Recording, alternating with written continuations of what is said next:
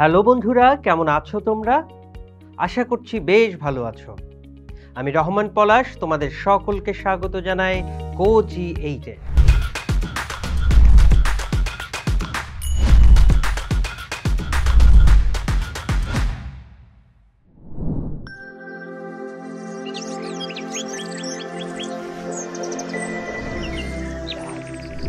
বন্ধুরা, আজকে আমরা একাদশ দ্বাদশ শ্রেণীর ভূগোল দ্বিতীয় পত্রের ষষ্ঠ অধ্যায় হতে শিল্প সম্পর্কে আলোচনা করব। বেঁচে থাকার জন্য মানুষের নানা ধরনের জিনিসপত্র ও দ্রব্য ইত্যাদি প্রয়োজন হয়। যেই কর্মপ্রচেষ্টা এবং প্রক্রিয়ার মাধ্যমে মানুষ প্রকৃতি থেকে পাওয়া দ্রব্যগুলোর পরিবর্তন ঘটিয়ে তার নিজের ও অন্যের ব্যবহারে উপযোগী করে নতুন কিছু তৈরি করে প্রয়োজন মেটায়, তাকেই শিল্প বলে। যেমন ধরো লোহা। যখন খনি থেকে লৌহ আকরিক উত্তোলন করা হয় তখন তা মানুষের কোনো কাজে লাগে না, যতক্ষণ পর্যন্ত তা গলিয়ে লোহার কোনো দ্রব্যে পরিণত না করা হয়। আবার দেখো, গাছ থেকে কাঁচামাল হিসেবে আমরা যখন তুলা সংগ্রহ করি তখন সেগুলো আমাদের কোনো কাজে আসে না, কিন্তু এই তুলা দিয়ে যখন সুতা বা বস্ত্র তৈরি করা হয় তখন সেটি আমরা ব্যবহার করতে পারি। তাই বলা যায় কাঁচামালকে তৈরি পণ্যে রূপান্তরিত করার নামই শিল্প। বন্ধুরা, শিল্প স্থাপনের জন্য তিনটি নিয়ামক প্রয়োজন। এই নিয়ামকগুলো হলো প্রাকৃতিক নিয়ামক, অর্থনৈতিক নিয়ামক এবং সাংস্কৃতিক নিয়ামক। আমরা এই নিয়ামক সমূহ সম্পর্কে এখন বিস্তারিত জানব। প্রথমেই জানব প্রাকৃতিক নিয়ামক সম্পর্কে। প্রাকৃতিক নিয়ামকের প্রথমে আমাদের জানতে হবে কাঁচামাল সম্পর্কে। প্রকৃতি থেকে সংগ্রহ করা কাঁচামালের রূপান্তর শিল্প উৎপাদনের মূল কথা। তাই শিল্প কারখানার জন্য সবকিছুর আগে প্রয়োজন হয় কাঁচামাল।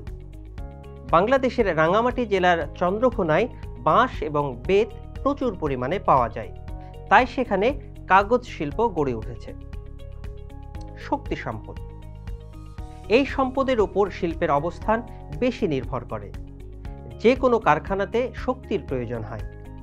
কয়লা, খনিজ তেল, প্রাকৃতিক গ্যাস, পানি বিদ্যুৎ শক্তি, পারমাণবিক শক্তি ইত্যাদি ব্যবহার করে বড় বড় কারখানা চালানো সম্ভব হয়। জলবায়ু। জলবায়ুকে তাপ, বৃষ্টিপাত এবং জলীয় বাষ্পকে বোঝায়। শিল্পের অবস্থানের উপর জলবায়ুর এই সব উপাদান পরোক্ষভাবে প্রভাব ফেলে। নাতিশীতোষ্ণ জলবায়ুতে শ্রমিকেরা বেশি সময় কাজ করতে পারে। এই জন্য পৃথিবীর মোট শিল্পের শতকরা ৮০% নাতিশীতোষ্ণ অঞ্চলের দেশসমূহ যেমন আমেরিকা যুক্তরাষ্ট্র, কানাডা, জাপান ইত্যাদি দেশে সীমাবদ্ধ। পানি সম্পদ। সব ধরনের শিল্পে পানি প্রয়োজন হয়। শুধু শিল্পই নয়, শিল্প তৈরি করতে শিল্পকে কেন্দ্র করে যে জনবসতি গড়ে ওঠে তাদের ব্যবহারের জন্য অনেক পানির দরকার হয়। যেমন নারায়ণগঞ্জের শীতলক্ষ্যা নদীর দুপাশে শিল্পাঞ্চল গড়ে উঠেছে, কারণ সেখানে অনেক পানির প্রাচুর্য রয়েছে। বন্ধুরা, এই পর্যায়ে আমরা জেনে নিব অর্থনৈতিক নিয়ামক সমূহ সম্পর্কে। প্রথমেই বলবো মূলধনের কথা। যে কোনো শিল্প স্থাপন করতে প্রচুর মূলধন বা টাকার প্রয়োজন হয়। প্রাথমিক অবস্থায় প্রয়োজনীয় ভূমি এবং কলকারখানার কাঁচামাল সংগ্রহ করা, শ্রমিকের বেতন দেওয়া, পরিবহন ব্যবস্থা ইত্যাদির জন্য প্রচুর অর্থের প্রয়োজন হয়। এইবার জেনে নিই শ্রমিক সম্পর্কে। কারখানায় কাজের জন্য শ্রমিকের প্রয়োজন হয়। তাই যেসব অঞ্চলে সুলভ এবং দক্ষ শ্রমিক পাওয়া যায় সেখানে প্রচুর পরিমাণে শিল্প কারখানা গড়ে ওঠে। বন্ধুরা, এ পর্যায়ে আমরা জানব বাজার সম্পর্কে। শুধু শিল্প গঠন করলেই তো হবে না, এই জন্য দরকার উপযুক্ত বাজার। যে স্থানে বেশি পণ্যদ্রব্যের চাহিদা রয়েছে সেখানে শিল্পজাত কারখানা খুবই দ্রুত গড়ে ওঠে। এখন আমরা জানব পরিবহন সম্পর্কে। শিল্প গঠনের জন্য সুষ্ঠু পরিবহন ব্যবস্থা অপরিহার্য। যে দেশের সড়কপথ, রেলপথ ও নৌপথ ইত্যাদি যত উন্নত, সেই দেশে তত বেশি সংখ্যায় বড় বড় শিল্প গড়ে ওঠে। এখন আমরা জেনে নিই জমির মূল্য সম্পর্কে।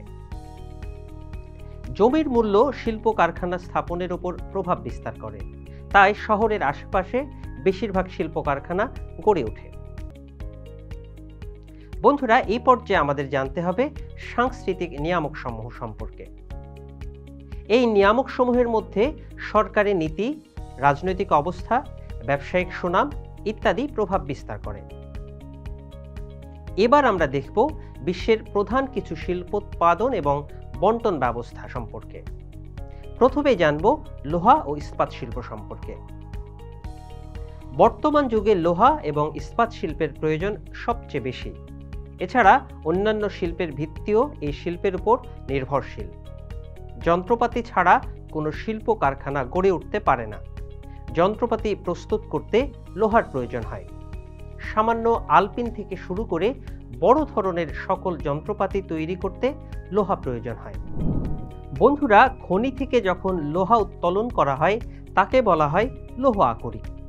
এই আকরিক লোহার সাথে বহু ধরনের অবিশুদ্ধ খনিজ পদার্থ মিশে থাকে। এই অবিশুদ্ধতা দূর করার জন্য আকরিক লোহা কোক, কয়লা ও চুনাপাথরের সাথে মিশ্রিত করে গলানো হয়। এভাবে কাঁচা লোহা প্রস্তুত করা হয়। এই অবস্থায় লোহা অনেক নরম বলে একে সহজে কাজে লাগানো যায় না। তাই কাঁচা লোহার সাথে ম্যাঙ্গানিজ, টাংস্টেন, ক্রোমিয়াম, নিকেল মিশ্রিত করে ইস্পাত তৈরি করা হয়। বন্ধুরা, লোহা ও ইস্পাত শিল্প গড়ে ওঠে কিন্তু প্রাকৃতিক নিয়ামকের ওপর নির্ভর করে। এই প্রাকৃতিক নিয়ামকের মধ্যে কাঁচামালের সান্নিধ্য, পানি সরবরাহ, জলবায়ু, সমভূমি অন্যতম। এছাড়াও অর্থনৈতিক কারণসমূহ রয়েছে, যেমন মূলধন খুবই প্রয়োজনীয় সাংস্কৃতিক নিয়ামকসমূহের মধ্যে। এছাড়াও দ্রব্যের চাহিদা, শ্রমিক প্রাপ্তির সুবিধা ইত্যাদিও রয়েছে। সরকারের নীতি, প্রযুক্তিবিদ্যা অন্যতম প্রাধান্য বিস্তার করে, যা সাংস্কৃতিক নিয়ামকসমূহের অন্তর্ভুক্ত। পৃথিবীতে চীন, জাপান, রাশিয়া, দক্ষিণ কোরিয়া, যুক্তরাষ্ট্র, Germany, Ukraine, Brazil, France, Italy এসব দেশে লৌহ ও ইস্পাত শিল্প উন্নত অবস্থানে রয়েছে।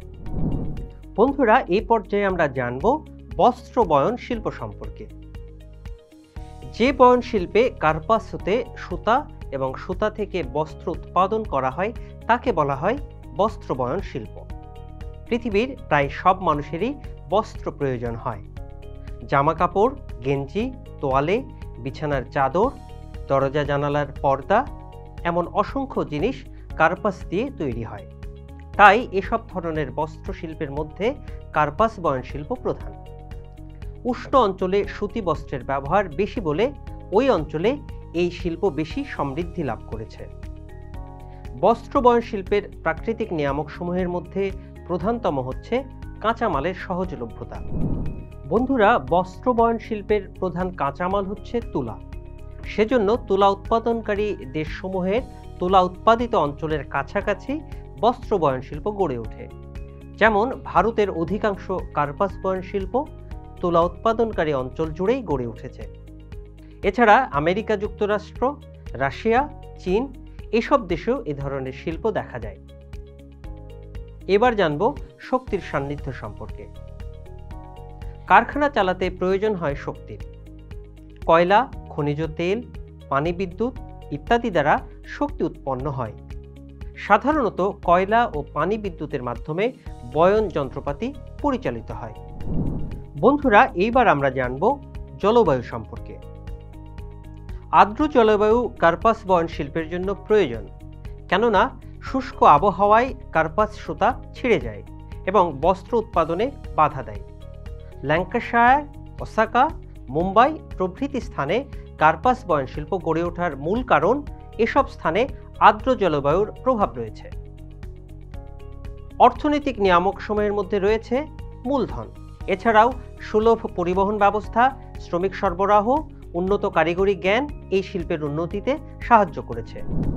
বন্ধুরা, সরকারি পৃষ্ঠপোষকতা, সরকারের শিল্পনীতি এসবই সাংস্কৃতিক নিয়ামক সমূহের অন্তর্গত।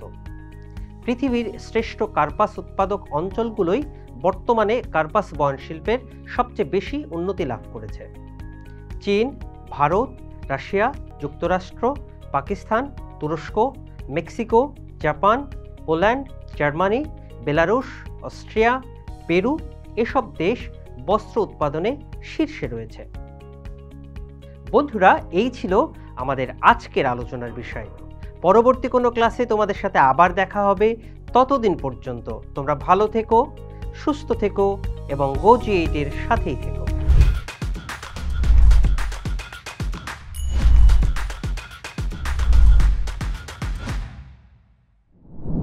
বন্ধুরা, এতক্ষণ যা আলোচনা করলাম তা থেকে গুরুত্বপূর্ণ কিছু নোটস জেনে নিই।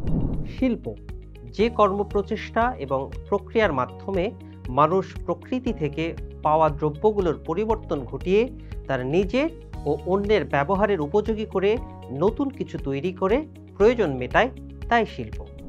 শিল্প স্থাপনের জন্য তিনটি নিয়ামক প্রয়োজন হয়, যথা প্রাকৃতিক নিয়ামক, অর্থনৈতিক নিয়ামক, সাংস্কৃতিক নিয়ামক।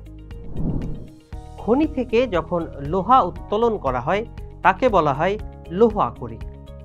এই আকরিক লোহার সাথে বহু ধরনের অবিশুদ্ধ খনিজ পদার্থ মিশে থাকে।